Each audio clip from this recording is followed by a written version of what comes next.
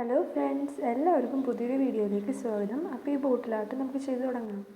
അതിനായിട്ട് ഞാൻ ആദ്യമേ ഒരു ബോട്ടിൽ എടുത്ത് വെച്ചിട്ടുണ്ട്.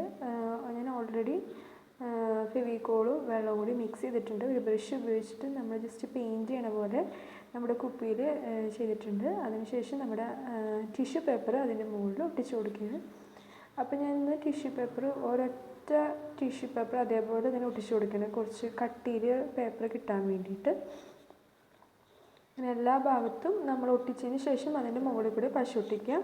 അത് എല്ലാം ഏകദേശം ഒട്ടിച്ച് കഴിഞ്ഞിട്ടുണ്ട്. നമ്മൾ എന്ത് ചെയ്യണം, ഉണങ്ങിയതിന് ശേഷം നമുക്ക് ഇഷ്ടമുള്ള ഷേപ്പിൽ നമ്മുടെ ആ കുപ്പിയിൽ വരയ്ക്കാം.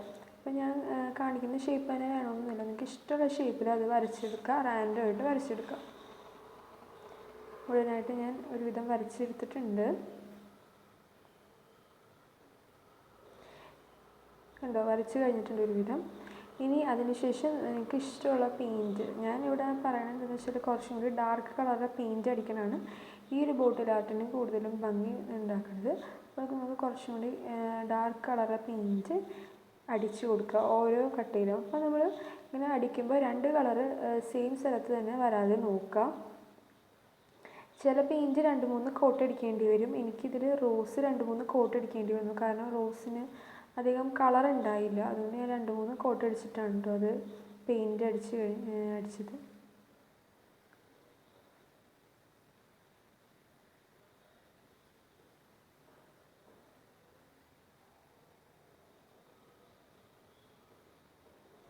അതുപോലെ തന്നെ നമ്മൾ വേറെ കളേഴ്സും ചെയ്ത് കൊടുക്കുക. ഞാൻ ഇവിടെ 6 കളറാണ് കേട്ടോ ബോട്ടിൽ പെയിൻറ്റ് ചെയ്യാൻ എടുത്തിരിക്കുന്നത്. പിന്നെ എനിക്കിത് ഇങ്ങനത്തെ ഒരു blue colour, see blue colour കിട്ടിയിരുന്നു, അതും അടിച്ചു കൊടുക്കുന്നുണ്ട്.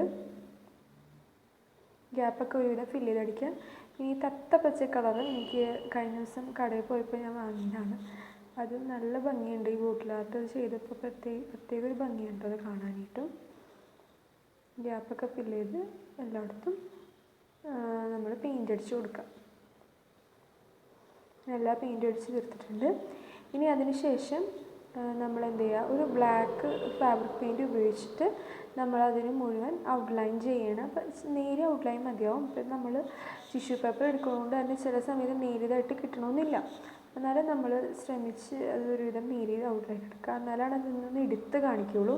അതുകൊണ്ടാണ് കേട്ടോ നമ്മളിങ്ങനെ ഔട്ട്ലൈൻ ചെയ്യണത്.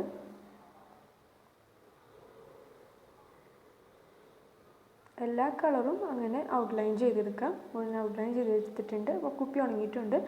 ഞാനിപ്പോൾ ഈ കാണിച്ച രീതിയിൽ നമ്മൾ ഡോട്ടിട്ട് കൊടുക്കുക. അങ്ങനെ മുഴുവൻ ഡോട്ടിട്ട് വെച്ചിട്ടുണ്ട്.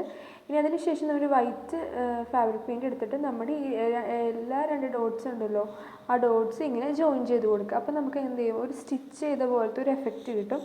അതിനാണ് നമ്മളിങ്ങനെ ചെയ്ത് കൊടുക്കുന്നത്. അപ്പോൾ നിങ്ങൾക്ക് ഈ വീഡിയോ ഇഷ്ടപ്പെട്ടെങ്കിൽ ചാനൽ സബ്സ്ക്രൈബ് ചെയ്യാൻ മറക്കരുത്. അതുപോലെ തന്നെ വീഡിയോ കാണുമ്പോൾ തന്നെ വീഡിയോ ലൈക്ക് ചെയ്യാൻ ശ്രമിക്കാം. ഞാനിപ്പോൾ ഡിസ്ക്രിപ്ഷനിൽ 2 വീഡിയോസിൻ്റെ ലിങ്കും കൂടി കൊടുത്തിട്ടുണ്ട്, അതും കൂടി ഒന്ന് കാണാൻ ശ്രമിക്കാം.